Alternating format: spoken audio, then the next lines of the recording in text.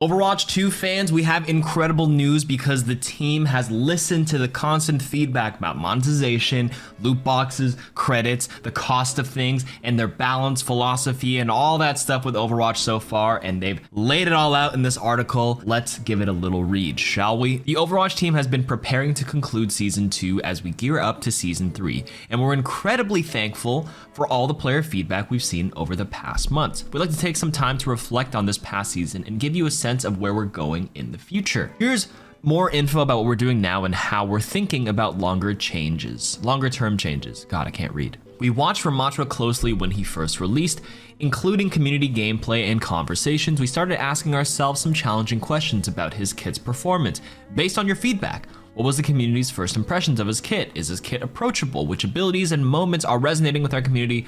What are the sore spots? If you guys recall, I think right when Ramattra was released, people found his Nemesis form pretty underwhelming. They thought that his Omnic Mage form was probably the best form that he had. You want to poke there as long as you can, and then swap the Nemesis and just be a block bot because he wasn't able to catch up because he was so slow. He wasn't that tanky. So then they listened to that feedback, and like 9 days later in Season 2, they gave him that 20% movement speed in his Nemesis form so he can chase, and he got like 100 extra armor. I can't recall the exact number, but he got extra tanky.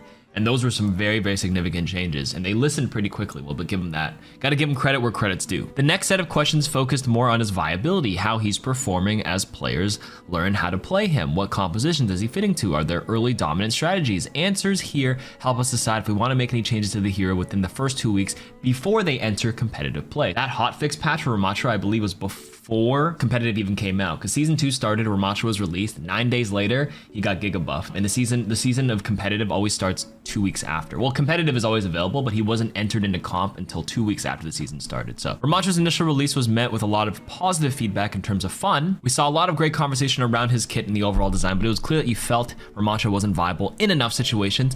At this point, there are many different factors that go into making balanced decisions, including player feedback and hero performance, although this is limited to quick play data, which can differ from competitive. So with our learnings, we chose to increase his power in Nemesis form by upping his armor and his speed, like I mentioned earlier. Alongside the Nemesis form changes, we decreased the cooldown on his Void Barrier, that's right. I think it was 15 seconds at first, now it's 12. Honestly, I can't remember the numbers.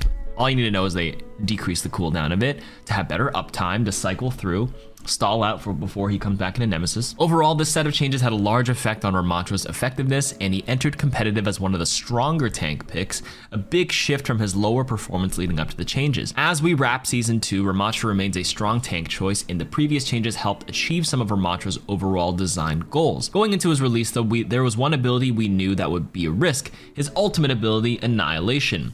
While an ultimate lasting as long as enemies are in it is very exciting, it can lead to some very unhealthy gameplay scenarios. Hey, cue my 6v6 Ramattra stall clip right now.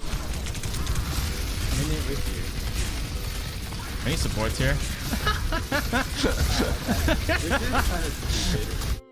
We want Ramattra to feel imposing and intimidating, but not feel hopeless to fight against. In Season 3, we'll be changing the timer on Annihilation so that it will tick down slower if enemies are in it. And previously the timer paused the timer entirely, and adding a cap of 20 seconds. 20 seconds is really long, by the way. That should eliminate many of the extreme uses and enable more counterplay while keeping Annihilation a strong and impactful ability. 20 seconds is a cap. That's a nice limit. 20 seconds is already incredibly long. I don't think there's a single ultimate that lasts 20 seconds. Valkyrie from Mercy used to be 20 seconds. They nerfed it to 15. I think Symmetra's Wall used to be like 20 seconds or 15 seconds. I think it's only 10 seconds now. But anyways, 20 seconds in an active team fight is a long time. The cap so much isn't the issue, but at least it'll tick down slower. Like even if people are in it, it will still slow down. The only question is how slow will it be as long as there's an enemy in it? Perhaps they could add it if more enemies are in it, then it's even slower. But if there's only one person left in it, it'll like increase in speed. So it can still be a powerful ultimate, but I agree with this. I think Ramattra is a great tank to pick right now, but his ultimate was a little overbearing and a little too powerful,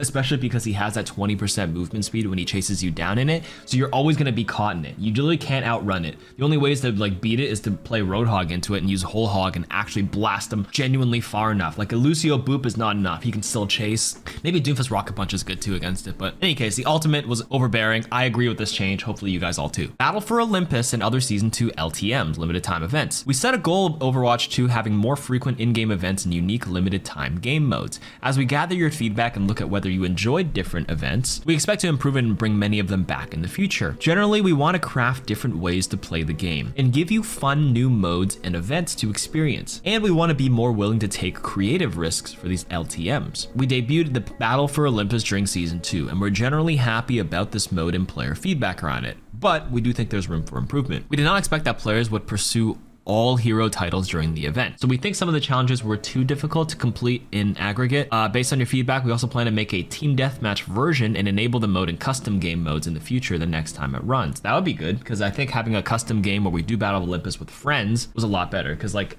free-for-all when you queue up together was no good. I don't even think you're allowed to queue in for that free-for-all LTM mode in arcade, but as long as it's available with friends and you had like a stack of like 7 people, it's like, yeah, let's just play some FFA with this new fun mode. Instead of, because you can't do a seven person balance. Like sometimes you hop into Discord call with your friends, hopefully you have friends, and you have too much for a 5 stack, you don't want to leave anybody out. Having it in arcade is probably a great compromise, so that's a good change. When we mistakenly did not include environmental kills in our leaderboard tabulations, Zeus fights dirty at times with a giant statue on the line, but this will be corrected for any future battles. We also brought back the Winter Wonderland Lunar New Year event. Millions of new players have come in to play Overwatch 2 and have been experiencing these events for the first time. However, we've heard and understand the feedback from Overwatch veterans that these events don't feel as exciting when they come back around, particularly if you already own the event reward, as was the case for some players in the Lunar New Year event. That is true. That is how I felt too. We're working to offer rewards that are new for all players more consistently. In Season 3, one of our new events will offer players an all-new legendary skin, and starting in Season 4, our goal is to offer new items as rewards for some of our big events. Obviously, for people who are new to the game, you want to offer old stuff as well, because people who missed out many years ago will feel like, oh man, I never got this. I wish I could. And now I think it's always good to have that option available for old stuff, but always add something new to each event as well. But yes, I agree. Like some of the drops and skins are very underwhelming because veterans like myself and others already do own it. And I agree with that. I don't really care for skins or these events at all because I'm like, oh, this is an event for a skin I already have. Okay. So like having a middle ground where you offer both something old and new. I know they said they're just gonna only offer new stuff, but like they could also throw in old stuff as long as new stuff is mixed in with it. Ranked updates and changes. Our team is aware of some community pain points with competitive and matchmaking, specifically matches with wide skill variations and inconsistent games and too few and infrequent competitive updates. We have a set of improvements coming to matchmaking. We're working on updates to the competitive system. You can learn more information in part 1 and part 2 of our matchmaking series.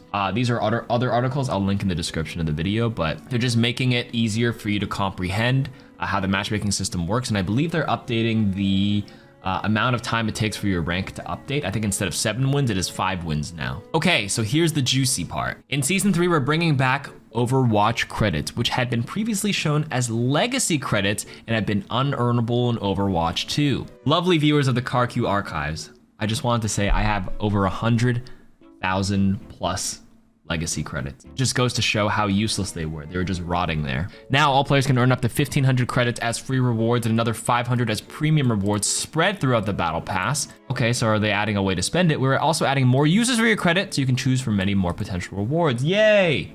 That's a good start. You know, people were a little upset that you weren't able to earn Overwatch coins, which is the currency used to buy the battle pass, where if you play the battle pass, you don't have enough, you can have enough coins to buy the next one. At least you can get credits and buy stuff from the gallery. True.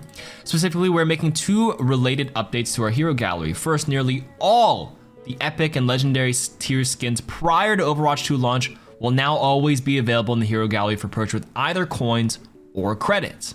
This includes skins from seasonal events, so you can finally pick up the Witch Mercy, Surf, Manthong Torbjorn, Snowman Wrecking Ball, any time of the year without waiting for the event to roll around. And second, we're lowering the standard price of these legendary skins to 1,500 coins or credits. Well, right now, legendary skins are 1,900 coins or approximately $19. They are going down to 1,500 coins, which is a good start, or credits. So people who have thousands, if I have 100,000, I think I have 130,000 legacy credits, which is probably equivalent to $1,300 worth of Overwatch coins to purchase skins and or battle passes. That is insane. But obviously Overwatch has been my job for like 6.5 years. I played the game so much, I earned so much credits over the years that like I have like everything. So I think I was hoping they'd have more uses for the credits, but this might just be like a me problem and like a person who's played like 5,000 hours kind of problem. So it's a very small community of people who would have this sort of problem. But for the general population, this is really good news. You can earn and then you can pick up a skin that you want. Listen, with the whole monetization stuff, I get it. Like the prices were a little too much for a lot of people. Understandable, especially because they're offering old skins for the same price as the new ones. I've never been a fan of that. However, I understand free-to-play models need to make money. And the people were just like, I think there's an old Reddit post where they're just like, you need $10,000 to buy all the old skins value. But the whole point of the new system is that you're not supposed to own every skin. Like take Valorant, obviously their skin prices are a little high too. I won't talk about that, but it's like, you're not supposed to buy every bundle or every new skin that comes out, like unless you really have that kind of disposable income. That's not the goal. It's just to buy what you play. Like honestly, if I were a new Overwatch 2 player now, I ain't ever buying a Mei skin. I'm not buying a Pharah skin. I don't play these heroes. I'll buy some of the support skins, but I'm not gonna buy it for everyone. That's not the goal. Taken together, these changes mean all players can earn a legendary skin of their choice each season from the hero gallery just for playing normally without needing to make any purchases. 1,500 credits were from the free battle pass, 500 were from the premium, which means if you're a free player, and you play the game, you should have enough credits to buy a skin of your choice at the end of the season. And the legendary one to boot. Old one, sure, but you have to take into account the lens of a new player. It's still a legendary skin. I think that's a good middle ground, a good compromise. We understand that some players already have a large balance of credits. To ensure that all players feel rewarded for the time they spend playing, we're looking for additional ways for people to use credits in the future. Yes, this is what I was mentioning. This is just like a people who have large balances problem, which is me and maybe a few of you old veterans. These changes aren't the end of our journey to make Overwatch 2 a more rewarding game to play. They're just the beginning. We have more updates coming in future seasons, and we'll be reading your feedback to understand what's working and what isn't for all of you. And as we continue to move forward and grow, we think it's very important to share long-term plans about game features and updates, but it's possible that some of these changes may change as we continue to develop and test these plans while listening to player feedback. Generally, we want to add or improve systems that better celebrate player match to match as well as across seasons. One angle we have been exploring is revamping our on fire system to highlight when you're having a particularly impressive performance within a match. And while it's still in the early stages, we've begun design work on a hero-based progression system that would showcase the energy players put into playing each hero and mastering their difficult capabilities. In League of Legends, you can flex your mastery badge. I'm like level 5 Twisted Fate and level 5 Veigar, so sometimes when some people when they kill someone, they like flex their mastery badge over their head as soon as they kill you or something. I think, listen, I've always been a fan of taunting. I think it's not really like BM. Well, it's a little BM, but it adds a little spice to the match. I think new League players, if they play set and they beat someone in the lane, they just start doing push-up animations or sit-up emotes because like they're allowed to cancel them. They can start sitting up, but if they need a CS or kill a minion, they can get up and do it. The problem with Overwatch 2 emotes right now is that you're locked into the entire animation. If you want to dance as Reinhardt or Soldier 76, you do push-ups. Like you're locked into it, and if the team comes up and starts to attack you, you're stuck and you could probably die. Imagine if Overwatch actually used their souvenir system and their emote system, or if they have a mastery system to showcase their thing without interrupting gameplay flow. That would actually incentivize people to buy stuff on their market, like the extra emotes, extra souvenirs. A Tracer flanks you a soldier, you wanted a Helix Rocket melee, you flex a mastery badge, or you just start doing push-ups on their body, but like, you know, obviously the other team's following it, but you can interrupt it and then get back to the fight. But the level of taunting, just make things way spicier, a lot more fun, honestly, in my opinion, and it would help them. It's a win-win-win because it'll improve the amount of money flowing into their businesses as well. Not sure if that's even reasonable or viable because I think emotes are actually like locked animations. They must play it out. This will probably be some engineering problem where they'd have to, or issue where they'll have to resolve to kind of make it interruptible, but that's out of my pay grade here. But think about it that way. I don't know if you guys agree with that. We know this is an area you all care about deeply, and we will look forward to providing more updates as we continue our work here. Thank you for sharing and your support and feedback. It's what enables us to make positive changes for the game. We can't wait to hear from you in season 3. So this is actually a pretty good article. Good news, things are looking up. They are listening. It just takes a while for them. It's up to season 3. They've heard the feedback over the past couple of months. We all want Overwatch to succeed. So what do you guys think in the comments? Let me know. Catch you next time.